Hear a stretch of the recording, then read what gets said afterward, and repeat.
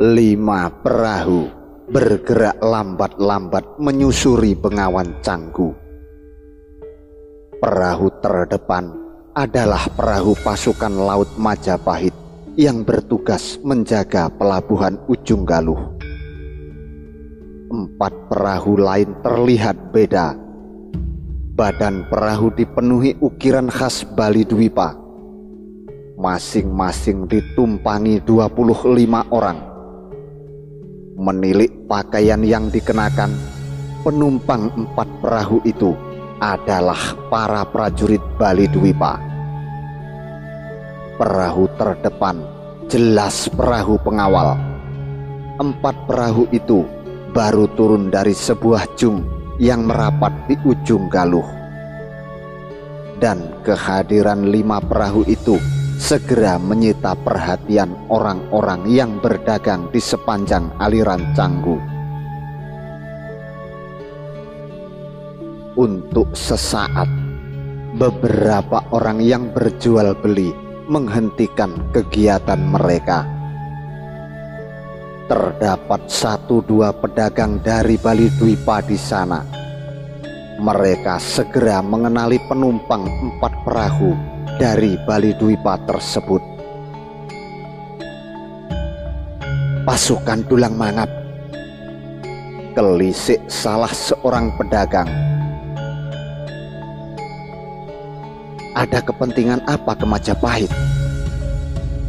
Aku juga kurang tahu. Kini 5 perahu itu memasuki dermaga besar yang merupakan pintu gerbang menuju Trowulan.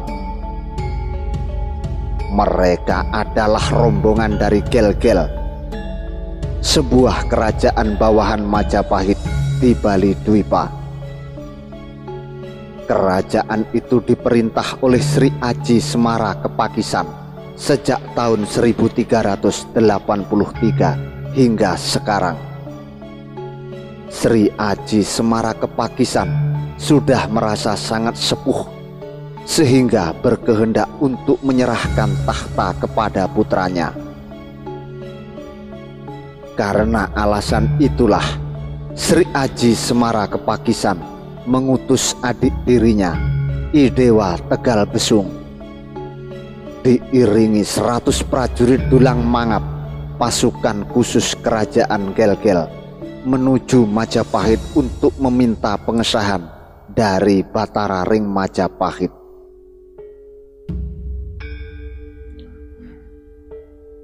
Putranya yang terpilih adalah Watu Renggong. Dia akan diangkat sebagai Yuwaraja begitu telah mendapat pengesahan. Bahkan Sri Aji Semara Kepakisan juga mengutus I Dewa Tegal Besung memohon tirta kepada para pandita Siwa dan Wiku Buddha di Istana Majapahit untuk memberkati putranya. Sri Aji Semara Kepakisan adalah putra Sri Aji Krishna Kepakisan, keturunan Brahmana dari Jawa yang ditunjuk sebagai raja di Bali Dwipa oleh Mahapatih Gajah Mada setelah Bali Dwipa ditaklukkan Majapahit pada tahun 1343. Beliau mempunyai 2 istri. Istri yang pertama adalah Gusti Ayu Gajah Para. Beliau melahirkan Dalem Wayahan atau Sri Agra Samprangan, Dalem Dimadya atau Dalem Taruk, Dewa Ayuwana yang meninggal ketika masih anak-anak, dan Dalem Tut atau Dalem Ketut Ngulesir. Istri kedua adalah Gusti Ayu Kuta Waringin. Beliau melahirkan Dewa Tegal Besung.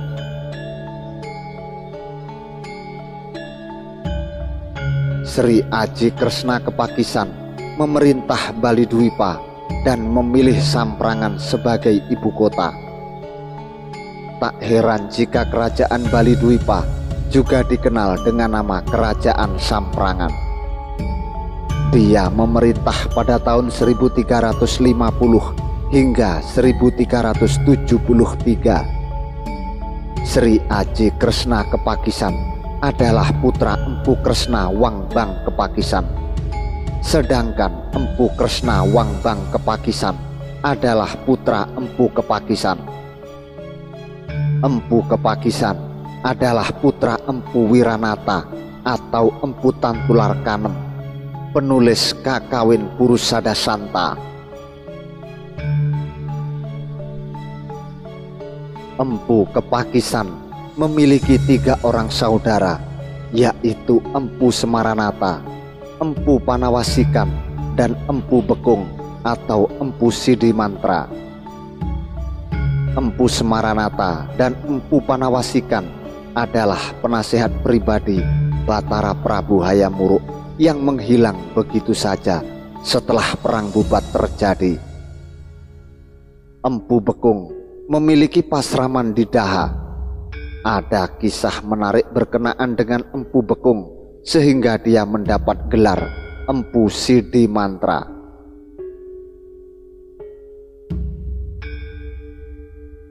Empu Bekung dikisahkan telah memisahkan daratan Bali Dwipa dan Jawa Dwipa dengan kekuatan tapanya.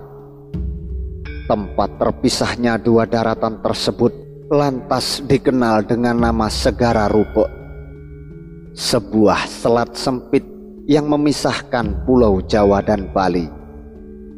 Ini dia lakukan karena dia tak mau putranya Bang Manik Angkeran kembali ke Jawa. Karena di Jawa, terutama Daha, banyak sekali tempat perjudian yang selalu dipenuhi orang Majapahit dan orang atas angin.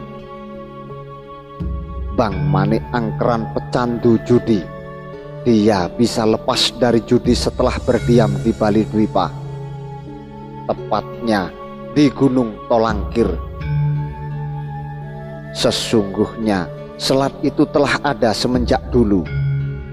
Kisah pemisahan daratan tersebut sebenarnya upaya Empu Bekung untuk memberikan sapata kepada setiap nelayan atau pemilik perahu yang berani menyeberangkan putranya ke Jawa.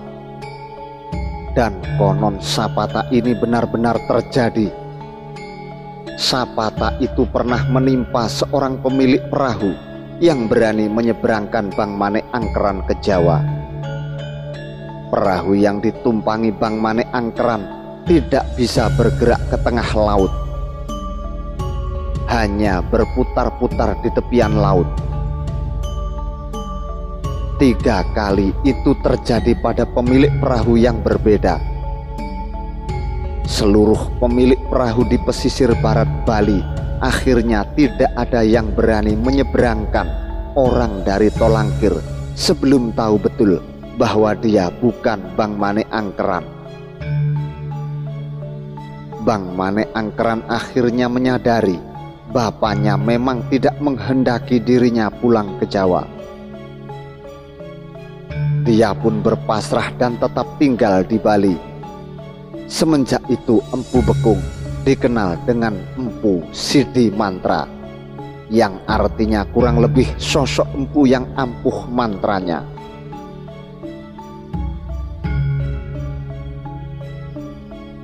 Sementara itu, Empu Kepakisan sudah dikenal sebagai guru Mahapatih Gajah Mada. Kedekatannya dengan Sang Mahapatih mengantarkan cucunya, Sri Aji Kresna Kepakisan, menjadi penguasa Bali Dwipa pada tahun 1350. Dialah raja pertama Samprangan. Dia memerintah hingga tahun 1373. Lantas digantikan putra tertuanya, Dalem Wayahan atau Sri Agra Samprangan.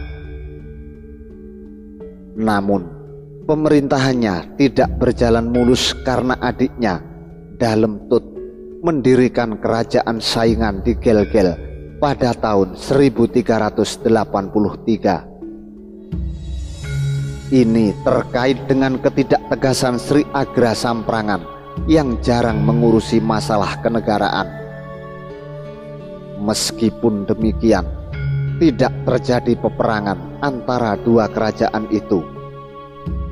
Sri Agra Samprangan diam saja saat mengetahui adiknya mendirikan kerajaan Gel-Gel. Ketika Sri Agra Samprangan mangkat, seluruh rakyat Samprangan bersepakat mengabdi ke kerajaan Gel-Gel. Dalem Tut yang terkenal tampan lantas mengambil gelar Sri Aji Semara Kepakisan. Sekarang dia merasa sudah amat tua. Dia ingin mengangkat putranya Watu Renggong sebagai Yuwaraja. Untuk itu, pengesahan dari Batara Ring Majapahit mutlak diperlukan, sebagaimana penobatan dirinya pada tahun 1383 dulu.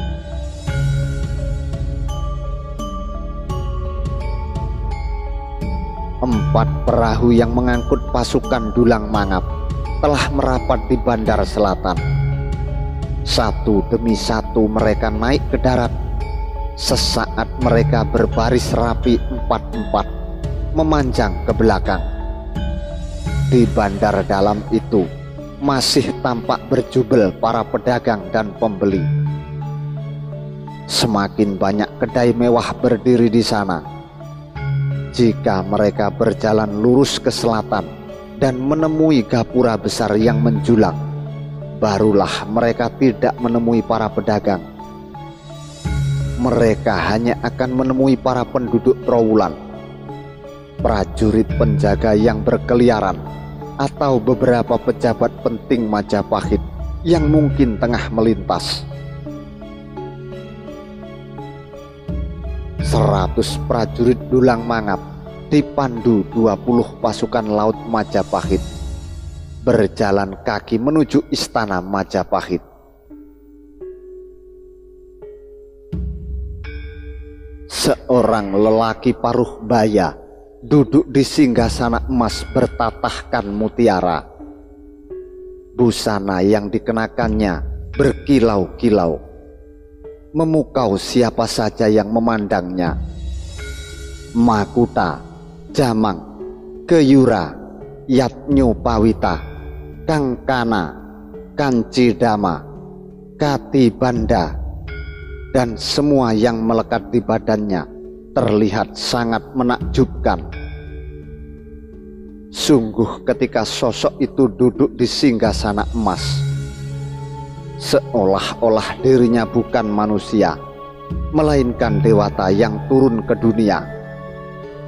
Dia menjadi semakin menakjubkan manakala kehadirannya dipadu dengan 4 wanita cantik pengiringnya beserta 6 prajurit pengawal yang tampan dan gagah. 2 dari 4 wanita pengiringnya bersimpuh di dekat kakinya. 2 lagi berdiri di samping kiri dan kanannya. Keempat-empatnya pun mengenakan busana gemerlapan. Mereka yang bersimpuh membawa perlengkapan untuk bersirih dan bokor untuk membuang dubang. Semuanya terbuat dari emas. 2 wanita pengiring yang berdiri membawa kipas bulu merak yang sangat lebar. Mereka terus menggerak-gerakkan kipas dengan lembut di sisi kiri dan kanannya. Sementara 6 prajurit pengawal berdiri agak jauh dari singgasana. 3 di kiri dan 3 di kanan. Keenam-enamnya juga mengenakan busana gemerlapan. Mereka adalah prajurit khusus yang dikenal dengan nama Bayangkara. Pedupaan mengepul tak jauh dari singgasana, menebarkan aroma wangi. Asapnya menjelajahi ruangan. Sungguh, siapa saja yang berkesempatan melihat pemandangan di situ, ia pasti akan dilanda kekaguman yang tak terpermanai.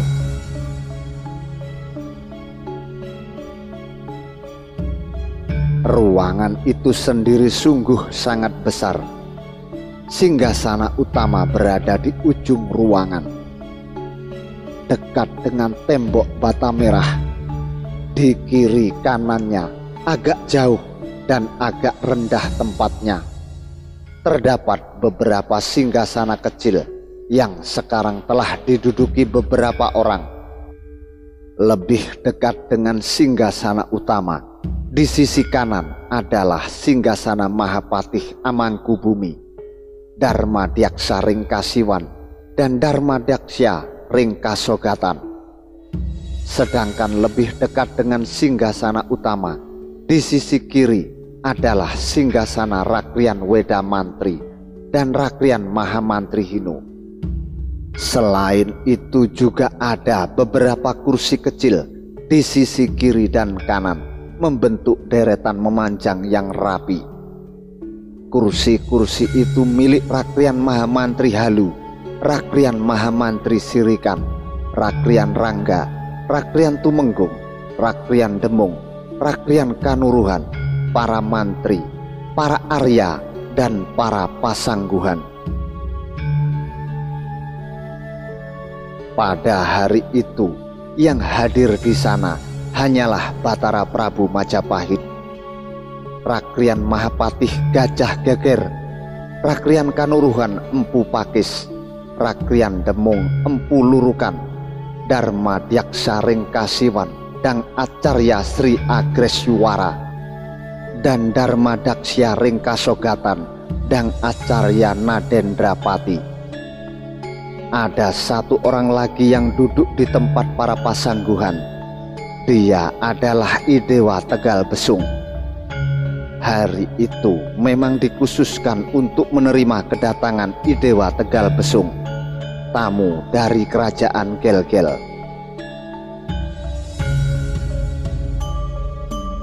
Idewa Tegal Besung duduk dengan takzim.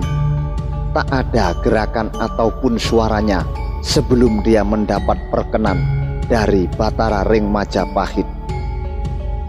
Lama semua menunggu hingga akhirnya keluarlah sabda Batara ring Majapahit.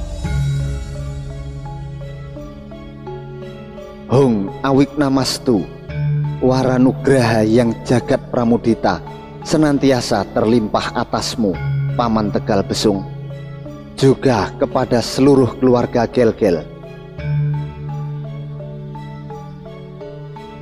Idewa Tegal Besung memberikan sembah tepat di atas wajah sejenak. Lalu begitu sembah telah turun, dia menjawab, Hung Awiknamastu, nuwun agung ring pangaksomo, duh Pukulun Prabu. Atas puja mantra Pukulun Prabu, hamba Tegal Besung senantiasa dalam keadaan sehat, tiada kurang satu apapun. Puja mantra Pukulun Prabu hamba ikat di atas jalinan rambut hamba, agar menambahkan kerahayuan bagi hamba dan seluruh keluarga Gel-Gel. Batara ring Majapahit mengangguk-angguk. Apakah kedatangan paman kemari hendak mengutarakan warta penting dari Gel-Gel? Idewa Tegal Besung mengangkat sembah lagi. Kasinggihan Pukulun, hamba datang kemari memang membawa sebuah warta penting dari Gel-Gel. Kedatangan hamba kemari sebagai duta Kang Mas Pukulun Semara Kepakisan, penguasa Bali Dwipa. Warta apa yang paman bawa? Idewa Tegal Besung kembali mengangkat sembah. Kasinggihan, Kang Mas Pukulun Semara Kepakisan memohon pengesahan atas putra kami, Waturenggong, yang akan diangkat sebagai Yuwaraja. Waturenggong, kasinggihan Pukulun. Batara ring Majapahit terdiam sejenak. Mengapa harus mewartakan kepadaku? Bukankah pergantian raja yang ada di bawah perlindungan Majapahit adalah hak setiap kerajaan yang bersangkutan? Idewa Tegal Besung mengangkat sembah. Nuwun agung ring pangaksomo Pukulun Prabu, keluarga di Gel-Gel khawatir jika terjadi perebutan tahta. Ini mengingat Pukulun Sri Aji Kepakisan bukanlah putra mahkota.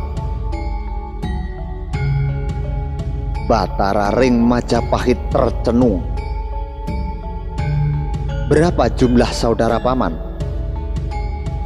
Kasinggihan, 5 orang Pukulun Prabu. Sebutkan nama-nama mereka.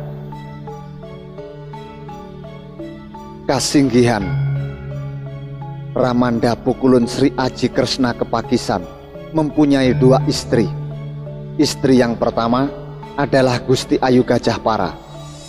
Beliau melahirkan dalam wayahan atau Sri Agra Samprangan, dalam Dimadya atau dalam Taruk, Dewa Ayuwana, dan dalam Tut atau dalam Ketut Ngulesir.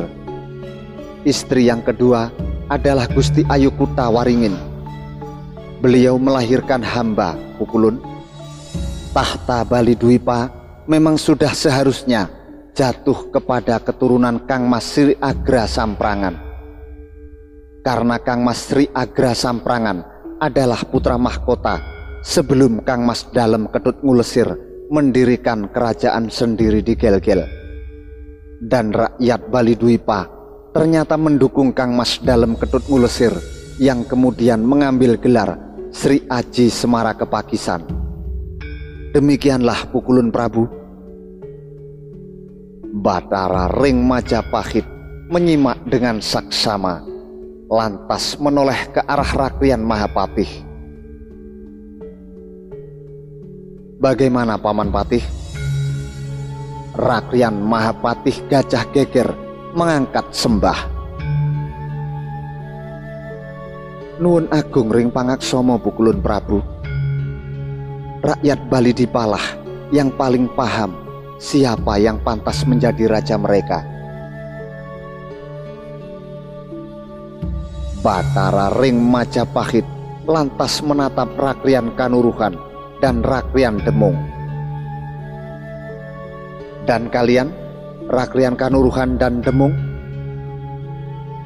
Rakrian Kanuruhan Empu Pakis dan Rakrian Demung Empu Lurukan mengangkat sembah. Nuwun agung ring pangaksomo, hamba sependapat dengan Kakang Patih Pukulun, ujar Rakrian Kanuruhan Empu Keris. Nuwun agung ring pangaksomo, hamba juga sependapat Pukulun, ujar Rakrian Demung Empu Lurukan. Batara Ring Majapahit lantas menatap Dharma Daksya Ring Kasiwan dan Acarya Agreswara. Dan menurut Bopo Agreswara, Kasinggihan, anak Mas Pukulun Prabu, beruntun saya sempat melihat langsung putra anak Mas Pukulun Semara Kepakisan itu saat saya berkunjung ke Bali Dwipa. Pilihan untuk mengangkat anak Mas Waturenggong sebagai Yuwaraja saya kira sudah tepat. Batara Ring Majapahit mengangguk kecil. Dan Bapak Narendrapati, Kasinggihan, anak Mas Pukulun Prabu, saya melihat pilihan tersebut memang sudah sangat tepat. Batara Ring Majapahit menarik napas sejenak, lantas menatap Idewa Tegal Besung. Baiklah Paman, segera akan aku buatkan nawala atas nama raja di Raja Majapahit untuk memperkenankan Waturenggong sebagai Yuwaraja. Idewa Tegal Besung mengangkat sembah dengan gembira. Kasinggihan, Pukulun Prabu memang nyata-nyata dewata yang menjelma ke dunia, menebar kebahagiaan kepada para kawula. Kabar ini pasti akan menggembirakan keluarga Gel-Gel. Nah, pertemuan ini aku cukupkan sampai di sini. Semoga semua santih adanya. Hung Namo Siwa Budayaha. I Dewa Tegal Besung kembali mengangkat sembah, disusul semua yang hadir. Batara Ring Majapahit bangkit berdiri, berjalan keluar ruangan diiringi 4 wanita dan 6 prajurit Bayangkara. Semua tetap mengangkat sembah hingga tubuh Batara Ring Majapahit lenyap dari pandangan.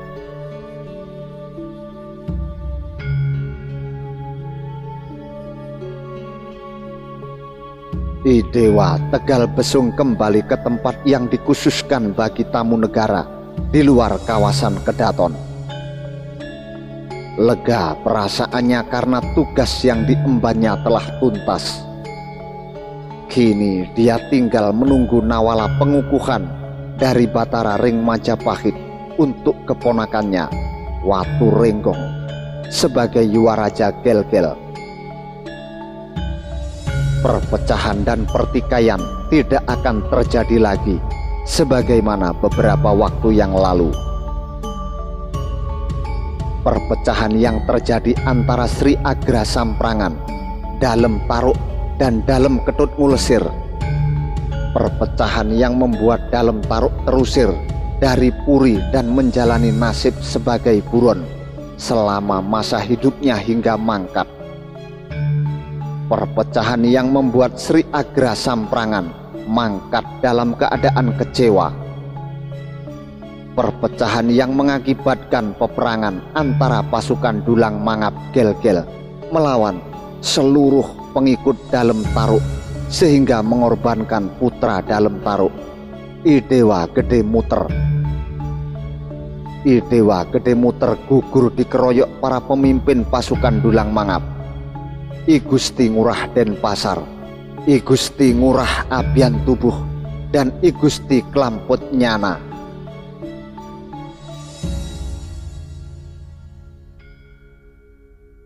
I Dewa Tegal Besung yakin perpecahan seperti itu tidak akan terjadi lagi. Sri Aji Semara Kepakisan bisa tenang di hari tuanya. Namun masih ada satu tugas lagi yang belum terlaksana, yaitu mencari 2 buyut Sri Aji Semara Kepakisan, kakak empu Kepakisan. Menurut pawisik yang diterima Sri Aji Semara Kepakisan, kakak empu Kepakisan tersebut masih hidup di Daha. Mereka adalah Empu Semaranata dan Empu Panawasikan, mantan penasehat Batara Prabu Hayamuruk yang pernah ditemui Sri Aji Semara Kepakisan sewaktu masih kecil dulu. Sri Aji Semara Kepakisan berkehendak mengundang mereka berdua ke Bali Dwipa demi menyucikan diri sebelum kematian menjemputnya. Jika I Dewa Tegal Besung telah menerima nawala dari Batara Ring Majapahit, dia akan segera berangkat ke Daha